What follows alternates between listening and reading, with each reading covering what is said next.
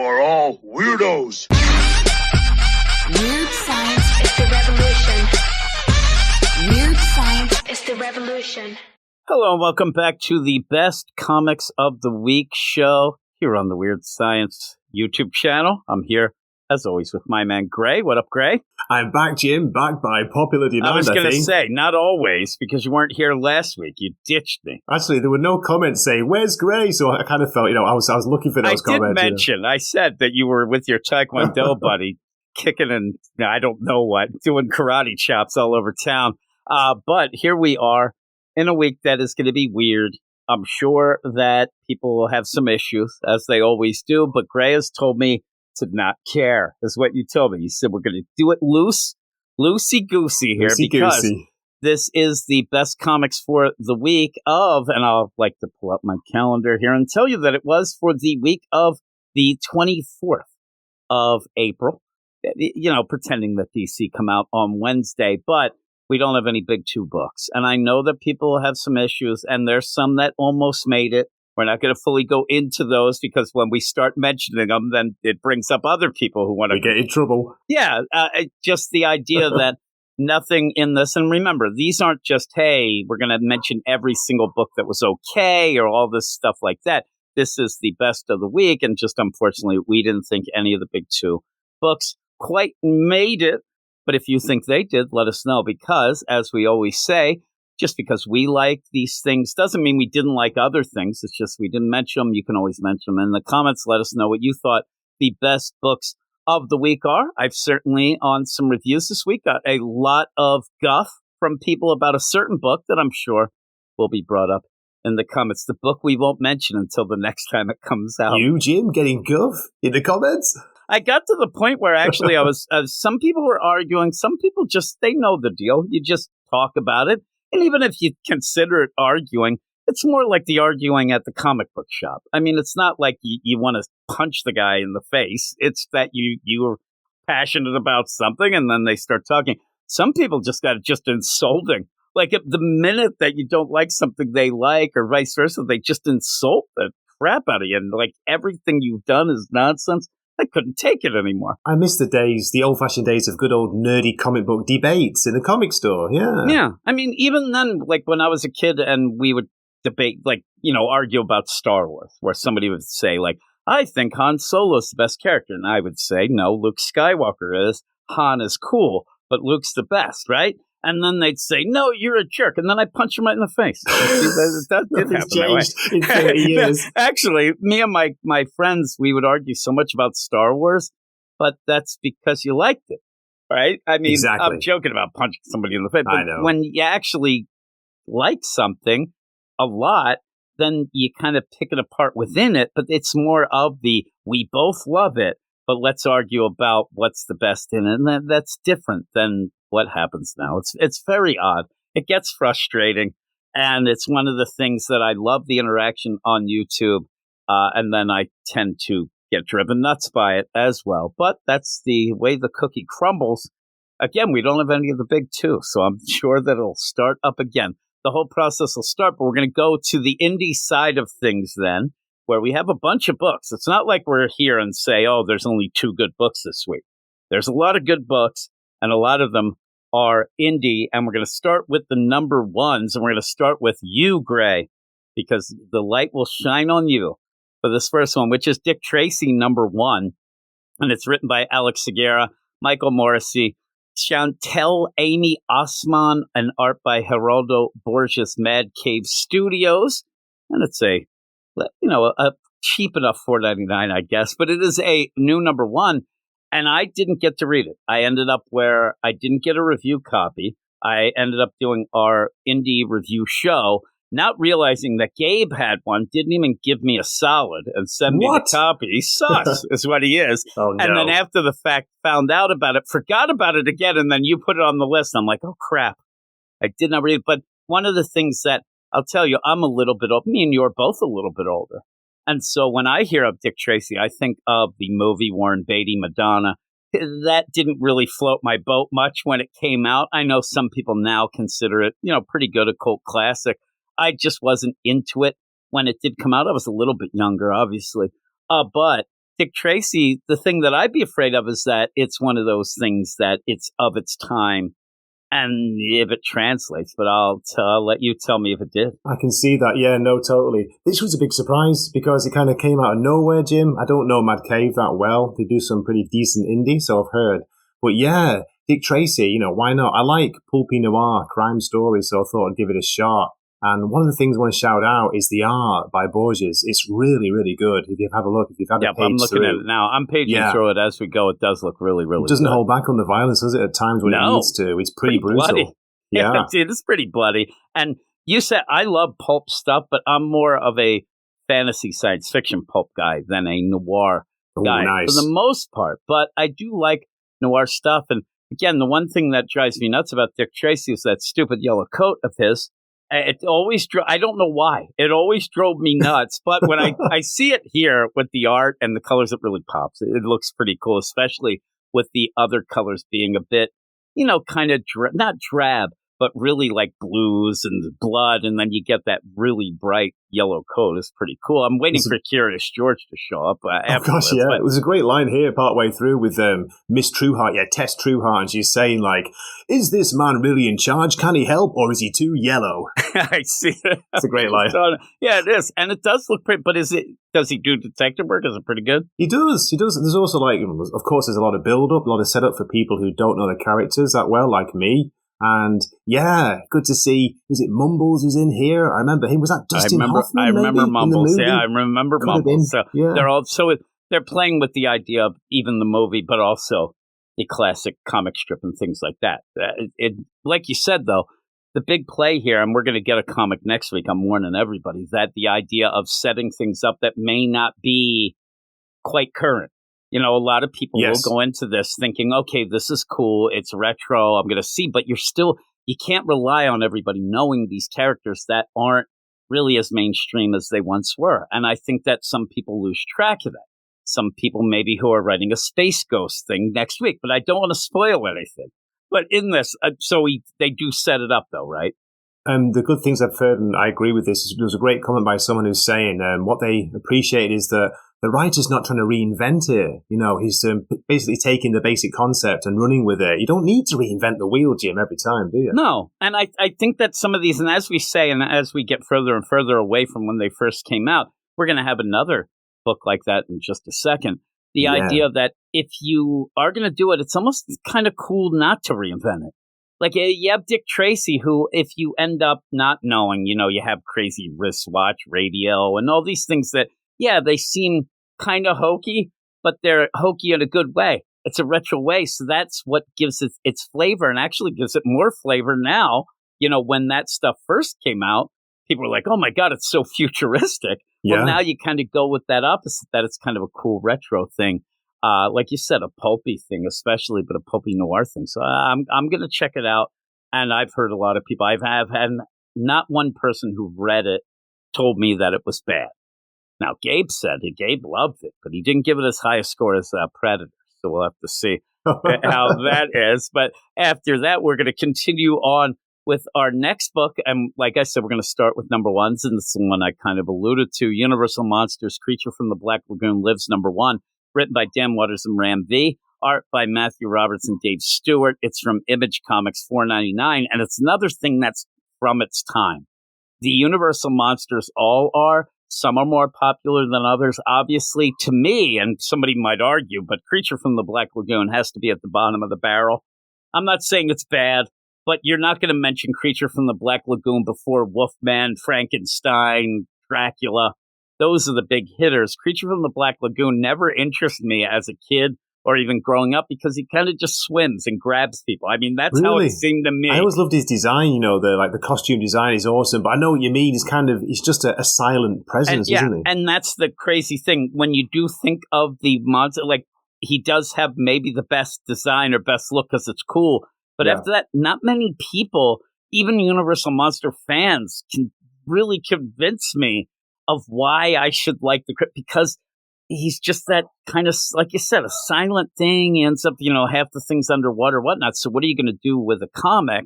Well, Dan Waters and Ram V end up having a point of view character that isn't the creature, which some might be thrown off because they want to. What are you going to get with the creature the whole time? Him just swimming around? I mean, he really wouldn't be doing anything. So yeah, you end up to set it up somehow, haven't they? So you need that character, you need that kind of a third party to do that. Yeah, so you end up where you have this lady who is she's trying to search out or find a serial killer who tried to kill her and failed.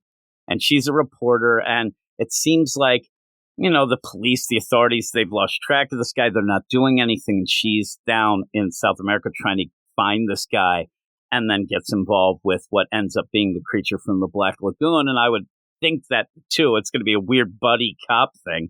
Almost like they'll go and try to take down this serial killer, not in the way of like they're there, on a stakeout eating hamburgers or anything. But I think that the creature's going to be involved with whatever she gets going, because he does save her from drowning in this, and just drowning because she fell into the river trying to find and thought she was following this killer. So there's kind of a personal deal. And actually in it, I thought that it was more expanded with these characters in this world than I thought. And when I initially read it, and even when I reviewed it, I was like, okay, I like it, but it's kind of weird. It felt odd start, but then I kept thinking about it and read it again. I'm like, it is pretty good in a way of, like you said, it doesn't change anything really from the creature of the Black Lagoon. It just ends up focusing on something else to get to it. I know that people will have an issue and say, well, you should have more than 1 page or 2 pages of the creature. But again, it's setting this up to go forward. And after reading the James Tynion Dracula book, that bored me. That was really trying to stay real true to the deal. It was very close, wasn't it, to the text? Yeah, exactly. And maybe too close. Yeah, too close. Because dull. Again, they're not saying it's not a Universal classic story. Universal, I didn't even mean it like that. But you know what I'm saying. It's a classic, all-time great. But it's not of the times, and it's kind of boring at points. It's very that gothic hard deal. It's very slow moving. I thought this was done pretty well. I thought the art was really good. I was going to ask you about the art, Jim. What did you think about this? Yeah, I liked it. I liked the art in it, and everything just felt it felt a little like slow burn type deal that usually isn't my thing, but I actually like the build up to get to the creature and have this little idea of maybe the creature killed these people, but it's actually a serial killer. But this whole crazy play with that, and I would suggest people who are interested in that. It's going to be like a mystery type thing of tracking down the serial killer as well. So it threw in a bunch of things, but we'll move on to the last number one of the week, or at least what we thought were best of, and it's the surprise of the week. Pretty funny. I know that people roll their eyes, but it's Pooh versus Bambi. Number one, written by Dave Franchini and David Wool, with art by Jordi Tarragona, by Zenescope, $3.99. And I like this. I thought it was a lot of fun. I mean, from the cover on, you end up having a militaristic version of, Winnie the Pooh and Bambi as they kind of figure out that things had been lied to them. And it ends up, they even have a predator handshake in this. Did you read it at all? I haven't read it, no, but I heard your review on the podcast. Yeah, and I'm telling you, I'm not saying it's going to win an Eisner, but it's fun and way better than I thought it was going to be. And some people kind of got upset, like, oh, I see what they're doing. They're trying to jump on that let's change Winnie the Pooh train, like that horror movie and things like that. But you have to realize Zenescope, their whole business thing is to get public domain characters and change them. Yeah. This is no different than anything that they do. They did it with, Belle from Beauty and the Beast. They do it with Wizard of Oz right now. They have a current deal. It just happens that Pooh and these characters just recently became public domain, so it seems a little bit different. But in it, it's like, it actually feels a lot like another book. We're going to be talking about Duke at the end, and it feels like Duke. It plays out really like Duke, where you have Winnie the Pooh and, again, Bambi, and they're doing these military, black ops missions and find out that they have been lied to. And in fact, Pooh kind of does something and then has to get away. And he's on the run, sitting there drunk in the forest eating honey. Pretty good. I want to read it now. It sounds awesome. He ends up getting found out, and then you end up having this military team come in to take him, get him, and you think they're there to kill him. But by the end, it looks like Christopher Robin, who, if you read the Winnie the Pooh book, that's the kid that with Winnie the Pooh. But now he's a general, and he has come to get him. What looks like he's going to get him to I'm going to get you back in the game, and we have to figure this out and what. But it's way better done than I ever thought it would be. I mean, I was not expecting much. I thought it was going to be a guilty pleasure, which it still is. It's actually done with a really, like, you could tell they put some effort in, which some people wouldn't. They would just go with the concept and just say, okay, that's enough. But it's actually pretty well done. And the art's really good. Jordi Tarragona, actually give a shout out, actually even thanked us on the video review on YouTube, which is very nice of him. And it looks good. And it's bloody. I mean, they don't hold back. Like you said about the Dick Tracy. Yeah. They don't hold back. At one point, Tigger is just eating everybody around and ripping people in half. It's so over the top. But I did like it. I thought it was well done and a surprise, probably the surprise of the week, if not, 2024 so far, I would think. But we'll move on to the next book, which, why do we keep saying Ram V?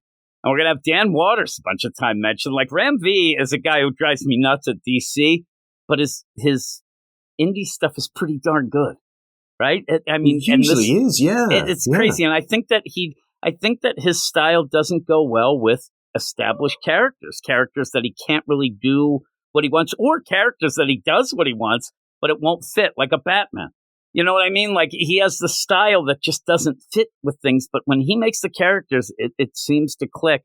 And this one's Dawnrunner number 2. I believe I put Dawnrunner number 1 on the list when it first came out, and I like this. It's written by Ram V, art by Evan Cagle. It's Dark Horse $4.99, and you end up continuing the story that I said. I even had on the thumbnail of the thing. It's a combo.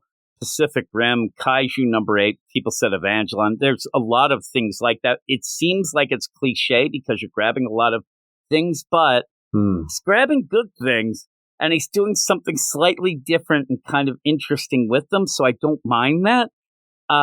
Some people thought that the first issue was kind of basic. This one starts to expand it, but it's Ram V. He doesn't go quick.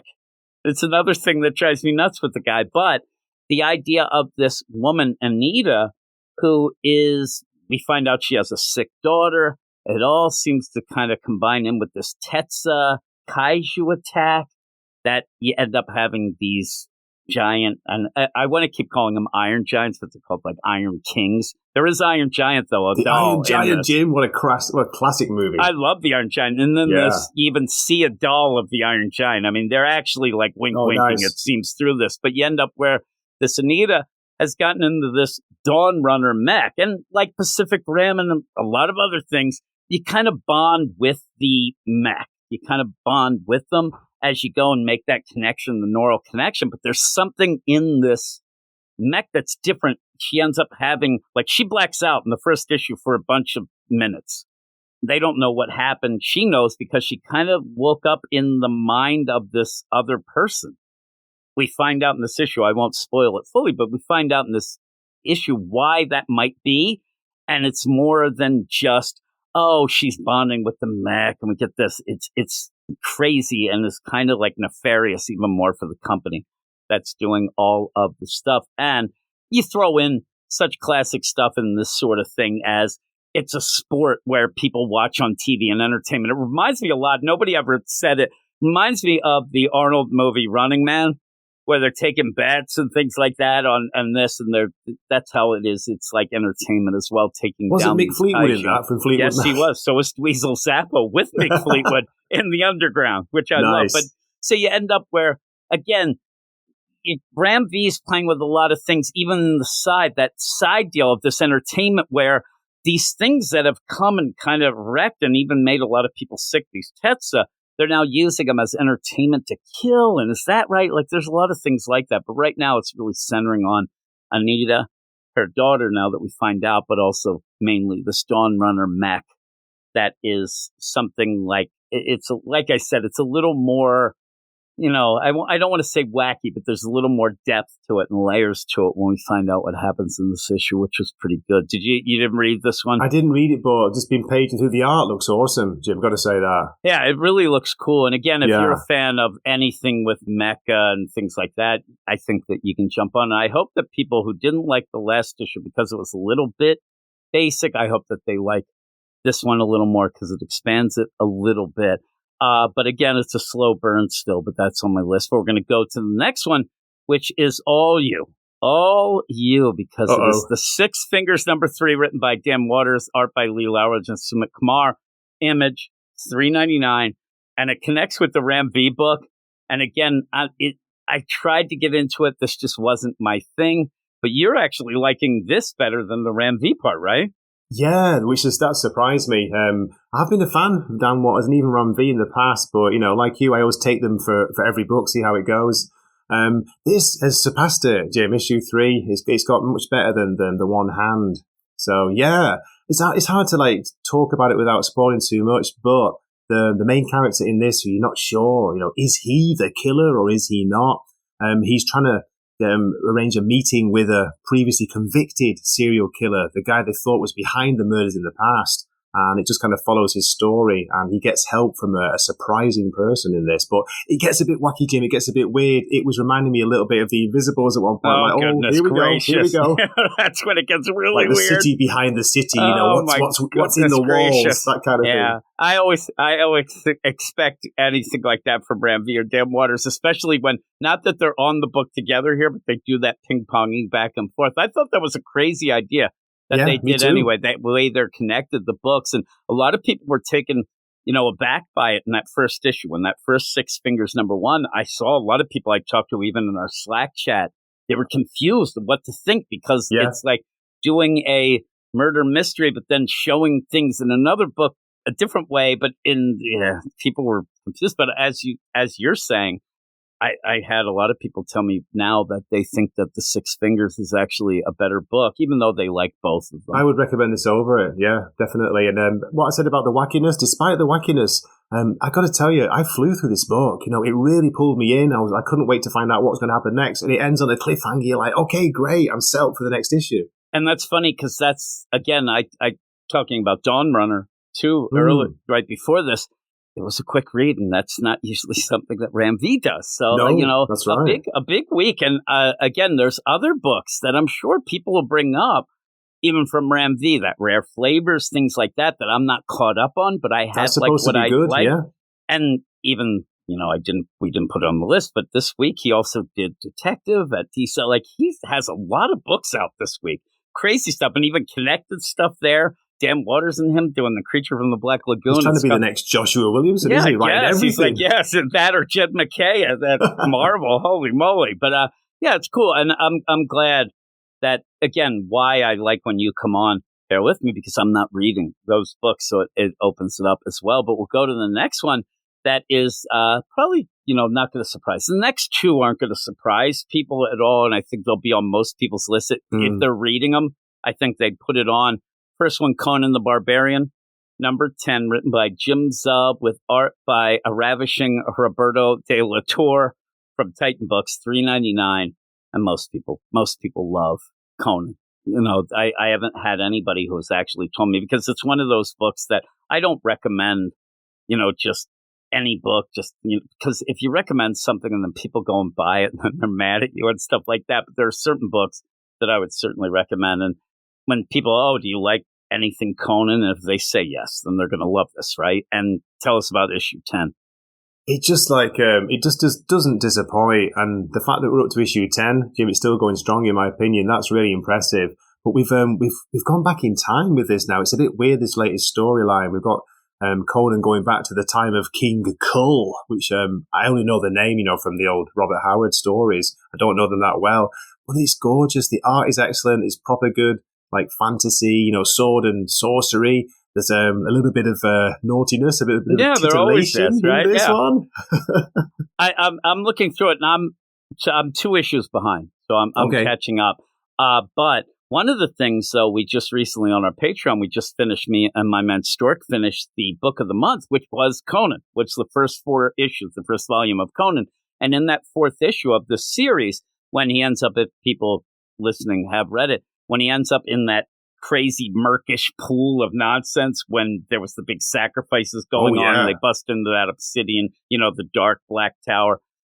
When he was down in there, and he ended up meeting that Pict from the past, where he was talking to him, talking about the blade, did mention that Conan descending from Kull, and was connected through that lineage of kings and things like that. So when I ended up seeing the story, I was like, oh, that's pretty cool. Like it ties in even to that, almost not a prophecy, but a lineage thing. And I actually used to love the Conan novels when I was a kid. And I love the idea because the covers, everybody knows the covers were so awesome. Oh, they were when awesome. I would go, my mom would take me to the used bookstore and I'd get to pick out a couple books. And I'd always see the Conan. And anytime there was a Conan cover that had like him like on a pirate ship or anything besides like something different than just him, with a sword. And if it was in a jungle with a snake, I'd get all excited. And this one has like every bit of it. You have the pirates, you have everything, a ship. And of course you get the naughtiness. That was the other thing that I like of the novels. But in this, I mean, it's pretty graphic. I'm at this one point, holy moly. I think that there's some cold weather going on that pirate ship. But, I know exactly the scene you're looking at holy right now. Moly.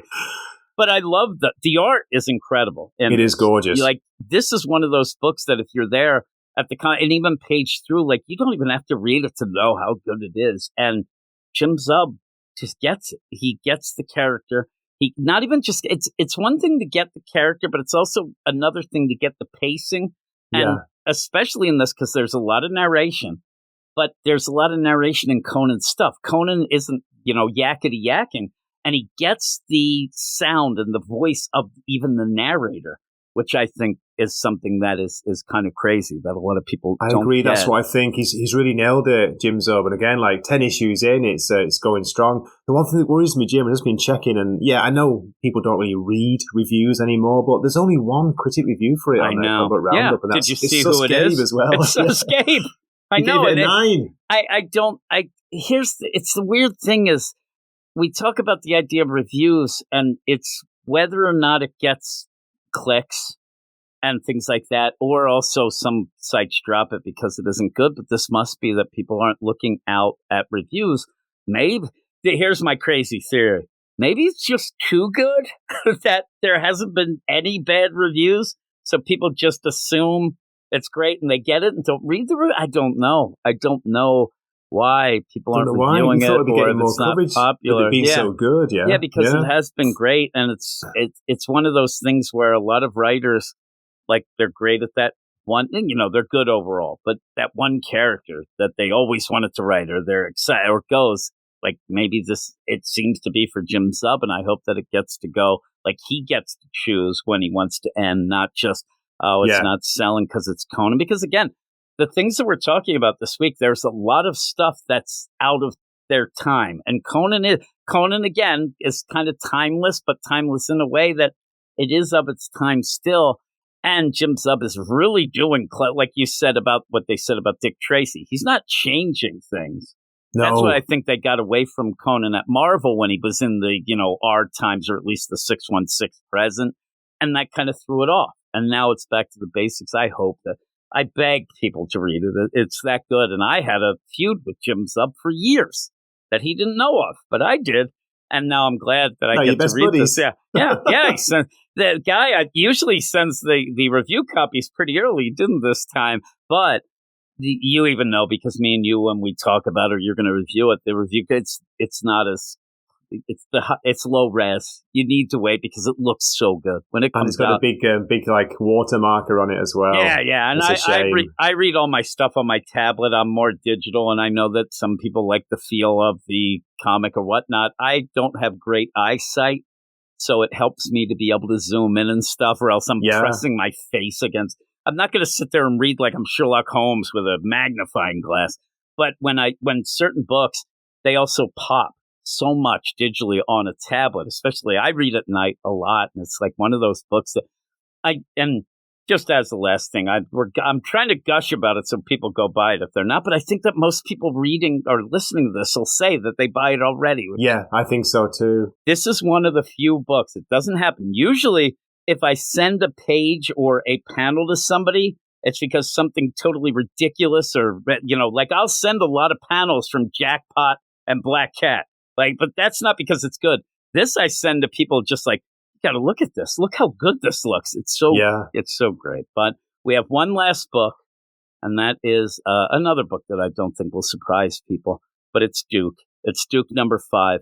There's one bad thing about this book. It's that it's the end of Duke. It was so good, this miniseries, but it's written by Joshua Williamson. It's art by Tom Riley. It's so good. And the thing about this issue, it ends the miniseries, and some people thought that it ended it like, oh, it didn't end good because it stopped. And it ends it by setting up what is going to be the G.I. Joe book eventually.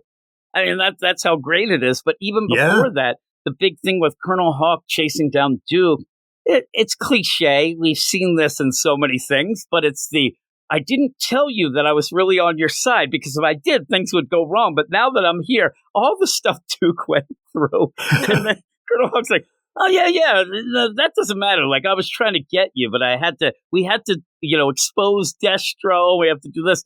In this issue, you still have Duke just pissed off at Starscream, doesn't know it's Starscream, just knows that it's some crazy jet that was a robot. And it leads him to Destro, who he thinks is the guy who made it, because that's who in his world would.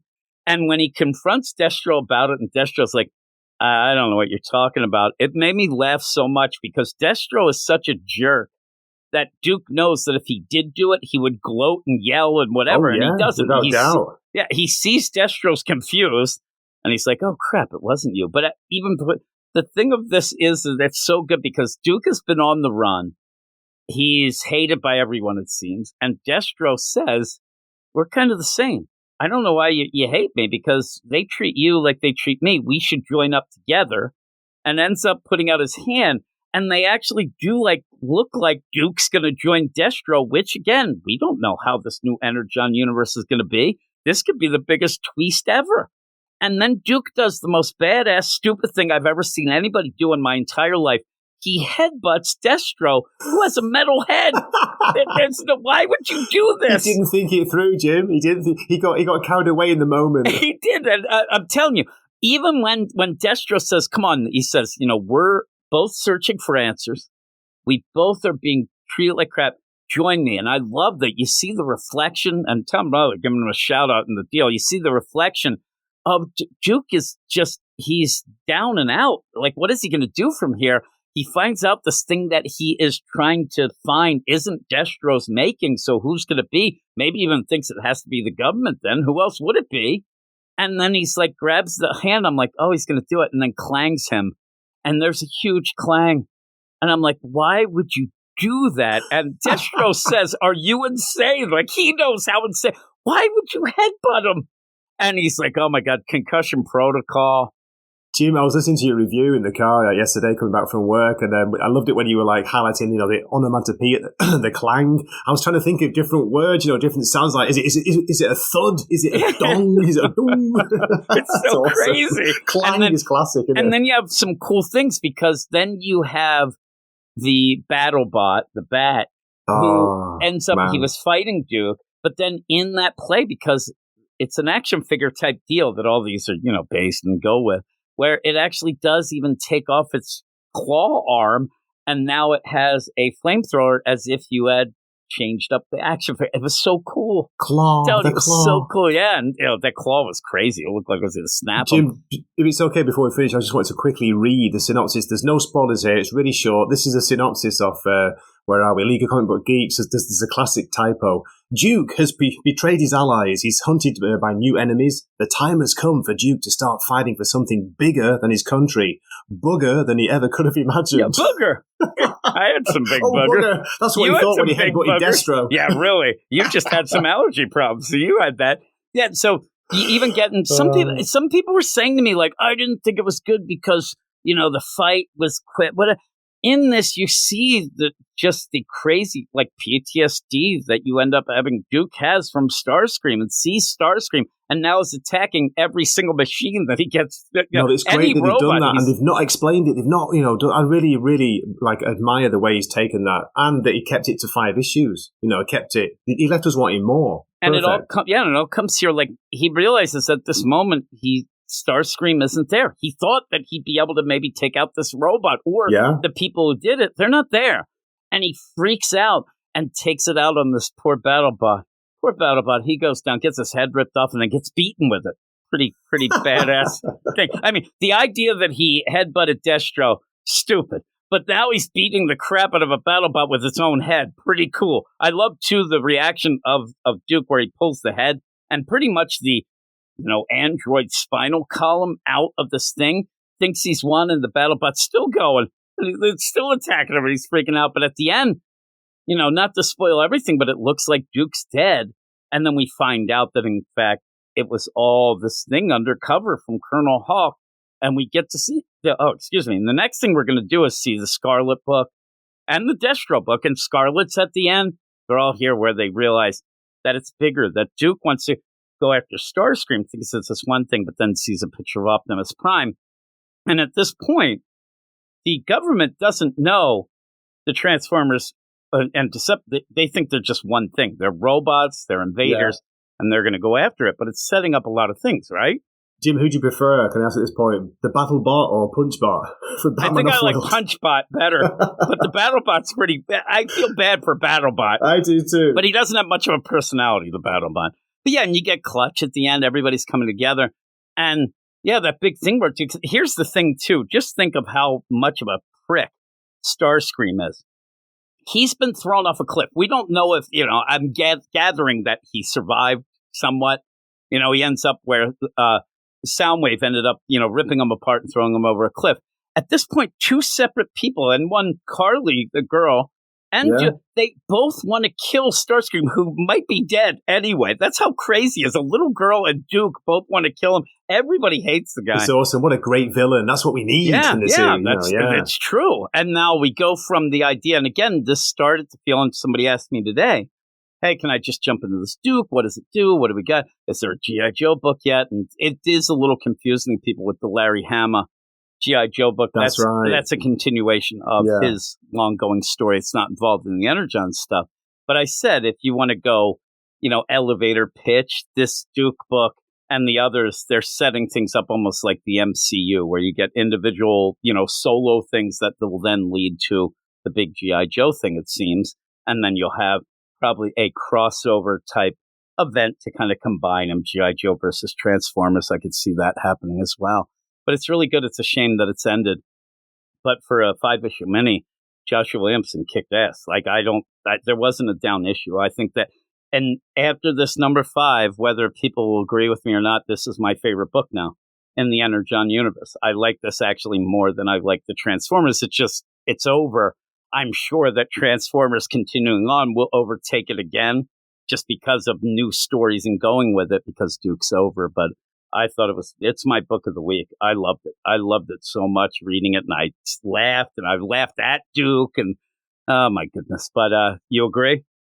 Yeah, fantastic. As I say, a really, really good miniseries, which leaves the readers, wanting more. What a great way to do it by Joshua Williamson. Respect, Jim. Never thought I'd be saying that about him. Here's the thing of where people talk about writers and the big two and this and that.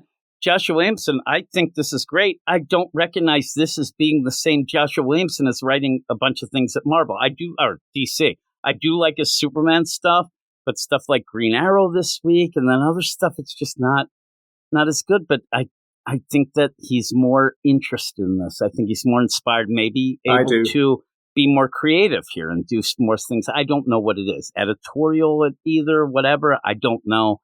But maybe sometimes the established characters with, 80 years of history, it's tough to tell a story. But when you get something new like this, you get all fired up. I don't know. But I hope somebody figures it out because I want us to have books from DC and Marvel as well as Indie on the show.